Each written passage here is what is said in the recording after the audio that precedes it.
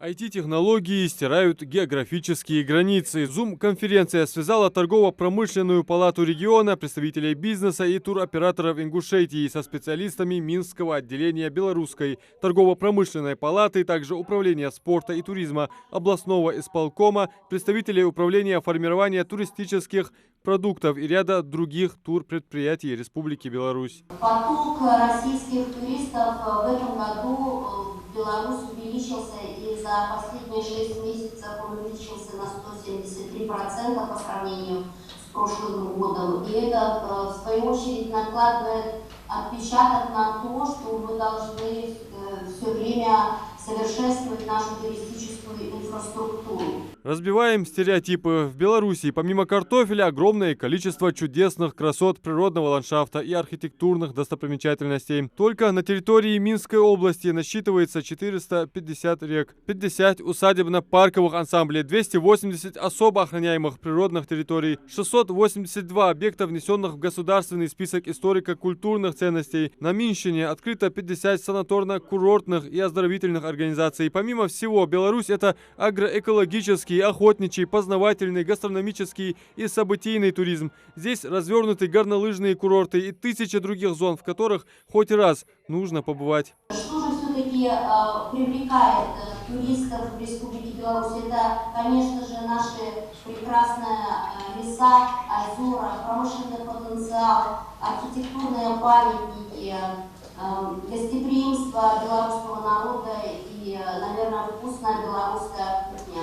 В Ингушетии более 3000 башенных комплексов. Историческое и культурное наследие является особенностью региона, на котором основано развитие туризма. Республика граничит с Грузией, имеет административную границу с Чечней и Осетией. Регион пересекает Северокавказская железная дорога, имеющая выход к Ростову-на-Дону и Баку, а также автомобильная дорога федерального значения Кавказ. Функционирует аэропорт Магаз, который получил статус международного. Аэропорт Магаз имени первого героя России Сулумбека Асканова – международный аэропорт федерального значения, соответствующий современным международным стандартам. Один из показательных аэропортов в Северокавказском федеральном округе Российской Федерации.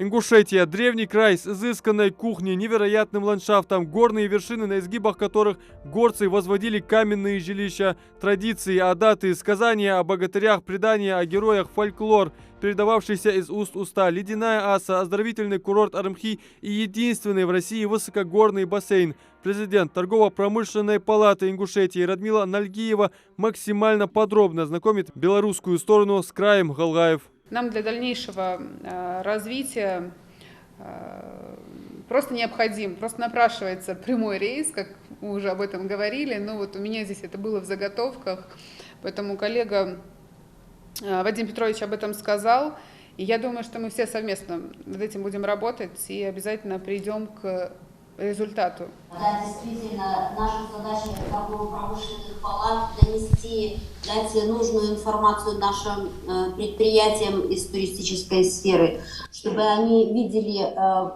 все плюсы, которые дает сотрудничество между Беларусью и Ингушетией, и дальше продолжали работать. Генеральный директор туроператора «Визит Ингушетии» Хава Китиева показала белорусской стороне туристические маршруты, включающие в себя различные программы. Это походы по горам, достопримечательностям, дегустация национальной кухни, участие в мастер-классах народных рукоделов и многое другое. Она выразила уверенность в необходимости сотрудничества между Республикой Беларусь и Ингушетией в туристической сфере. У народов много общего, а главное, что нам есть что показать друг другу. Для логистики, для обмена нашими туристами необходима именно грамотная логистика, и нет прямого авиасообщения. Я предлагаю обратить внимание на то, что Ингушетия лежит именно в центре Кавказа. И прилетев, допустим, в те же соседние регионы, будь то Минводы, Владикавказ или же Грозный, можно спокойно добраться до Ингушетии. То есть по продолжительности от Владикавказа до нас ехать где-то 20 минут, от Грозного до Магаса всего лишь час. Но, конечно, не спорю с тем, что именно наличие прямого авиасообщения было бы таким подспорным моментом развития туризма между Ингушетией и Белоруссией. Исполняющий обязанности председателя Комитета по туризму Ингушетии Магомед Цуров пригласил белорусских участников круглого стола на столетие ингушской государственности. Будет проведен инфотур. Для гостей из Белоруссии это мероприятие станет отличной возможностью приобщиться к традициям горцев. Онлайн-круглый стол организован в рамках заключенного соглашения между Ингушетией и Минской областью. Торгово-промышленная палата вместе с коллегами из Беларуси активно сотрудничают друг с другом по направлению развития, в том числе и туристического потенциала.